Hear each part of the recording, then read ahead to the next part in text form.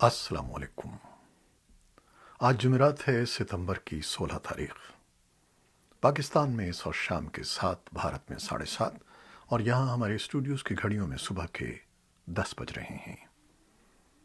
Voice of America Washington کی Urdu service سے میں ہوں خالد حمید، خبروں کے ایک بلیٹن کے ساتھ۔ پاکستان کے وزیر اعظم عمران خان نے کہا ہے کہ پاکستان اور تاجکستان افغانستان میں قیام امن اور ایک جامع حکومت کے لیے مل کر کوششیں کریں گے۔ وزیر اعظم عمران خان نے یہ بات جمعرات کو تاجکستان کے دارالحکومت دوشنبے میں پاکستان تاجکستان بزنس فورم کے ایک اجلاس سے خطاب کرتے ہوئے کہی۔ انہوں نے یہ بات ایک ایسے وقت میں کہی ہے جب بین الاقوامی برادری طالبان سے ایک افغانستان میں جامع حکومت تشکیل دینے پر زور دے رہی ہے۔ پاکستان کے وزیر اعظم نے کہا کہ ہماری خواہش اور دعا ہے کہ افغانستان میں 40 سال کے تنازع کے بعد امن آ جائے۔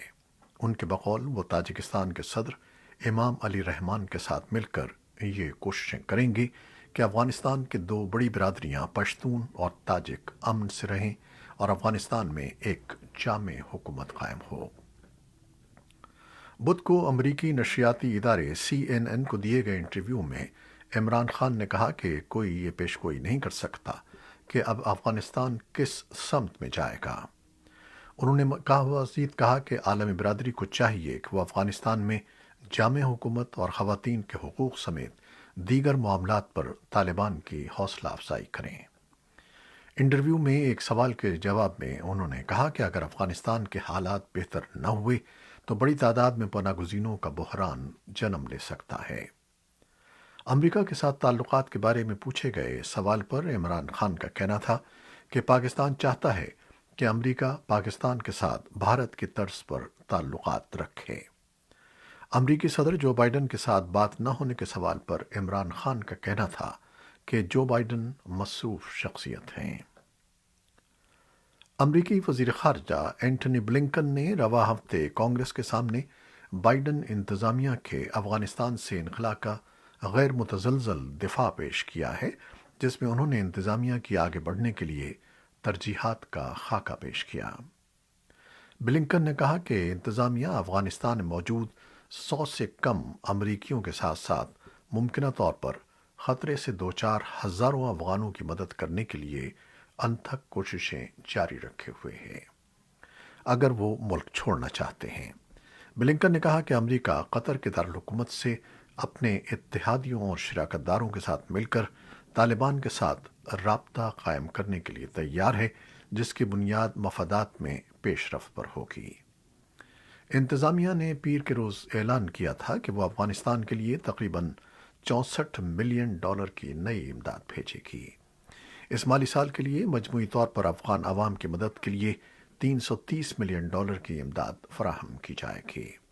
بلنکن نے کہا کہ یہ امداد طالبان حکومت کے ذریعے نہیں بلکہ غیر جانبداروں جیسے غیر سرکاری تنظیموں اور اقوام متحدہ کی ایجنسیوں کے ذریعے دی جائے گی۔ امریکہ کے افغان مفاہمت کے لیے خصوصی نمائندے زلمے خلیل زاد نے کہا ہے کہ اگست کے وسط میں انہوں نے طالبان کے ساتھ آخری لمحات میں ایک معاہدہ طے کیا تھا، جس میں مذاکرات کے ذریعے سیاسی عبوری دور کے معاملات طے پائے تاکہ سرکش عناصر کو کابل سے باہر رکھا جا سکے، لیکن ان کے مطابق صدر اشرف غنی کی جانب سے ملک چھوڑ دینے کے فیصلے سے یہ منصوبہ دھرے کے دھرا رہ گیا۔ افغان نژاد امریکی خصوصی ایلچی زلمے خلیل زاد نے یہ انکشاف روزنامہ فائنینشل ٹائمز کو دیے گئے ایک انٹرویو میں کیا۔ طالبان کے ایک اہلکار نے بدھ کے روز قطر کے دارالحکومت دوحہ میں، جہاں ان کا سیاسی دفتر ہوا کرتا تھا، خلیل زاد کے ساتھ ہونے والی مفاہمت کی تفصیل کی تصدیق کی۔ طالبان کے ترجمان سہیل شاہین نے دوحہ سے وائس آف امریکہ کو بتایا کہ ہماری طرف سے اس بات کا یقین دلایا گیا تھا کہ ہماری فوج کابل شہر کے اندر داخل نہیں ہوگی اور ہم اقتدار کی پرامن منتقلی کے بارے میں بات کرنے پر تیار تھے۔ خلیل زاد نے فائنینشل ٹائمز کو یہ بھی بتایا کہ انہیں کوئی اندازہ نہیں تھا کہ غنی متحدہ عرب امارات میں سیاسی پناہ لینے کا ارادہ رکھتے ہیں۔ طالبان کے شریک بانی اور اب نامزد نائب وزیر اعظم ملا عبد الغنی برادر نے افغان سرکاری ٹیلی ویژن پر ایک انٹرویو دیا ہے، جبکہ ان کی موت کی افواہیں گردش کر رہی تھیں۔ نائب وزیر اعظم نے طالبان کے درمیان اختلافات کی تردید کرتے ہوئے کہا کہ ان کی صحت اچھی ہے۔ انہوں نے قندھار ملی ٹیلی ویژن سے گفتگو کرتے ہوئے نگراں حکومت کے حوالے سے طالبان قیادت کے درمیان اختلافات کو مسترد کر دیا۔ اقوام متحدہ کے اعلیٰ عہدیداروں نے طالبان کے سیکیورٹی حکام کے ساتھ اقوام متحدہ کے عملے کی حفاظت، داعش کی طرف سے لاحق خطرے اور کابل میں ضرورت مند افغانوں کے لیے مدد کی ضرورت کے بارے میں تبادلہ خیال کیا ہے۔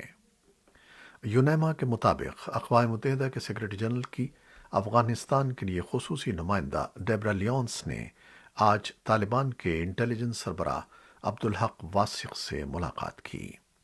اقوام متحدہ کے اعلیٰ حکام نے گزشتہ روز طالبان کے قائم مقام وزیر داخلہ سراج الدین حقانی سے ملاقات کی تھی۔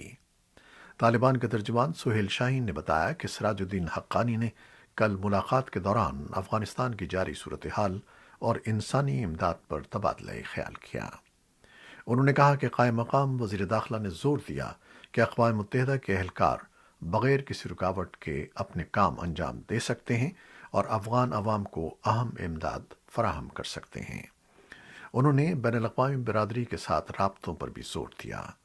یوناما کی سربراہ نے کہا کہ جو کچھ آپ نے کہا ہے وہ گزشتہ 20 سالوں میں آپ کے بارے میں تاثر کی نفی کرتا ہے اور یہ ایک مثبت پیغام ہے۔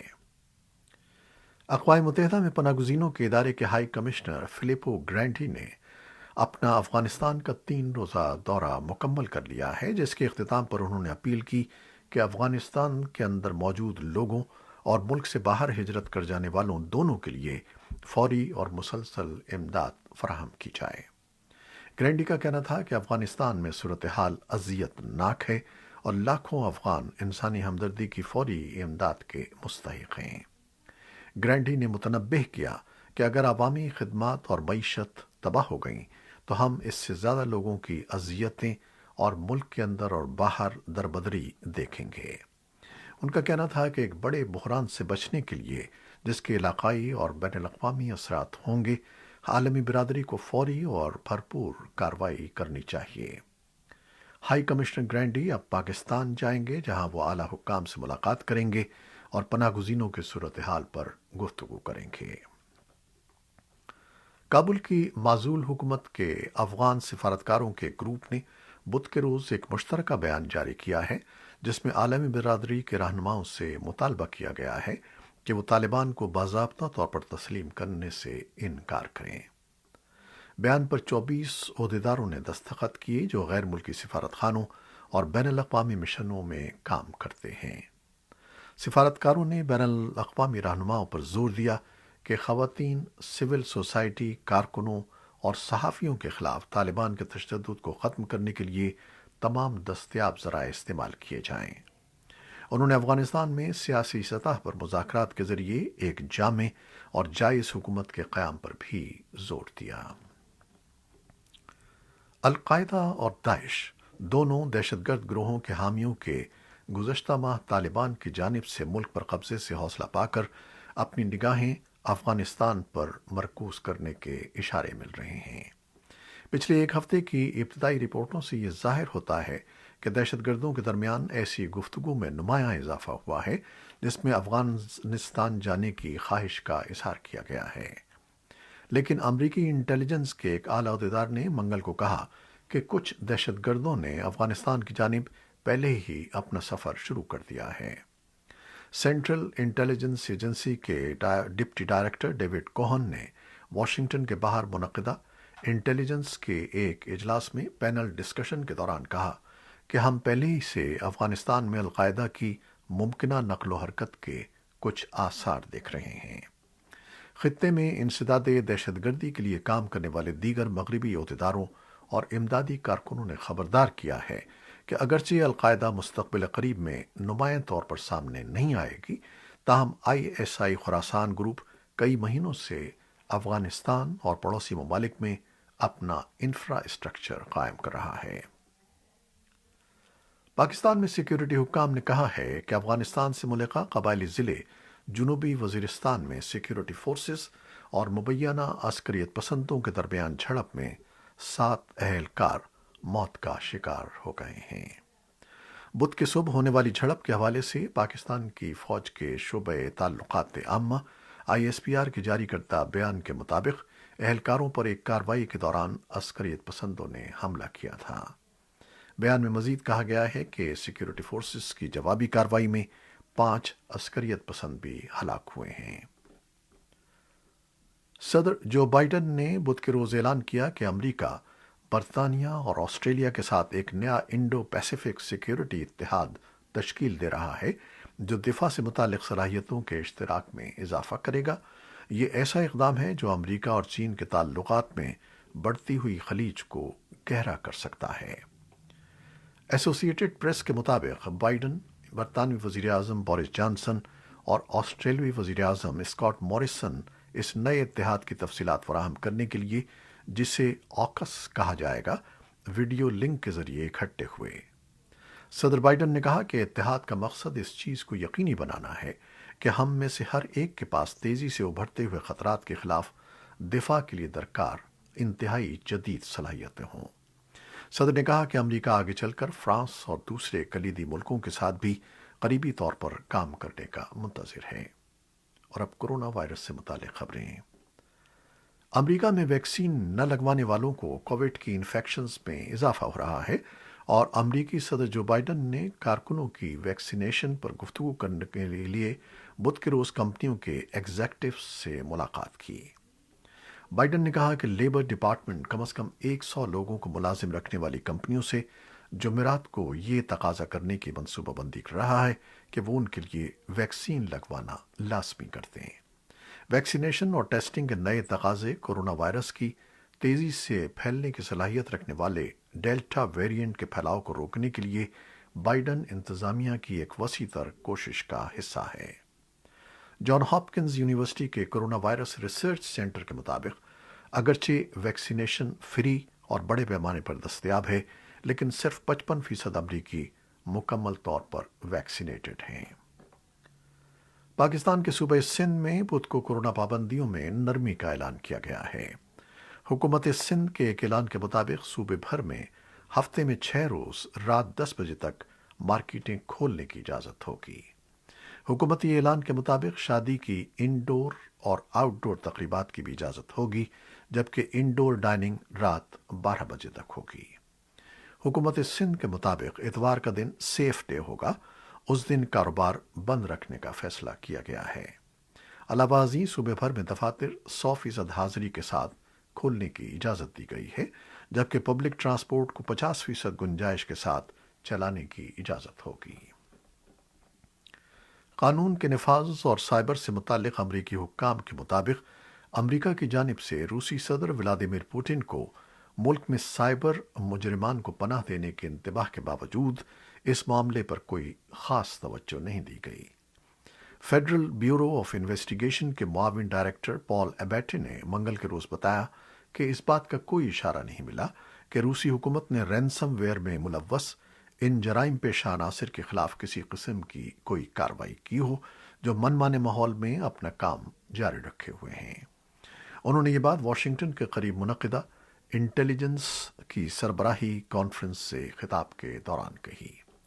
امریکہ کے صدر جو بائیڈن نے روسی صدر کے ساتھ 2 بار ٹیلی فون پر رابطہ کیا تھا، جس میں ان پر زور دیا تھا کہ روس میں کار فرما ان سائبر ملزمان کے خلاف قدم اٹھایا جائے۔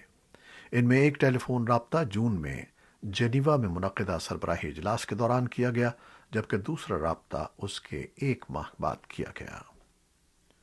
انسانی حقوق کے بین الاقوامی ادارے ہیومن رائٹس واچ نے جمعرات کے روز کہا ہے کہ ایریٹریا کے پناہ گزین ایتھوپیا میں 1 ماہ سے جاری جنگ میں گھر گئے ہیں اور ان کے ساتھ ایسی زیادتیاں ہوئی ہیں جو واضح طور پر جنگی جرائم کے زمرے میں آتی ہیں۔ امریکہ میں قائم انسانی حقوق کے نگراں ادارے نے ایک نئی رپورٹ جاری کی ہے جو ایریٹریا کے فوجیوں اور ایتھوپیا کے شمالی ٹیگرے کے علاقے کے باقی جنگجوؤں دونوں کے کردار کی تفصیلات بیان کرتی ہیں۔ ادارے کی افریقہ کے لیے ڈائریکٹر لیتیشیا بیڈر کا کہنا ہے کہ ٹیگرے میں ایریٹریا کے مہاجرین کے بڑے پیمانے پر ہولناک قتل، جنسی زیادتیاں اور لوٹ مار صاف طور پر جنگی جرائم ہیں۔ ان کا کہنا تھا کہ کئی سالوں سے ٹیگرے پناہ گزینوں کی جنت تھا، لیکن متعدد لوگ سمجھتے ہیں کہ یہ اب محفوظ نہیں رہا۔ ہیومن رائٹس واچ کا کہنا ہے کہ تمام متحرک فریقوں کو پناہ گزینوں کو نقل و حرکت کی اجازت دینی چاہیے اور ان تک امداد کی رسائی ہونی چاہیے۔ اسپیس ایکس کا خلائی جہاز امریکی ریاست فلوریڈا سے 4 عام مسافروں کو لے کر خلا کے سفر پر روانہ ہو گیا ہے۔ بدھ کی صبح اڑان بھرنے والی اس خلائی جہاز میں ای کامرس کی دنیا کی ارب پتی شخصیت سمیت 2 خواتین بھی شامل ہیں۔ دنیا کی تاریخ میں پہلی بار ایسا ہوا ہے جب خلا میں بھیجے گئے تمام افراد عام شہری ہیں اور ان میں کوئی بھی خلا باز شامل نہیں ہے۔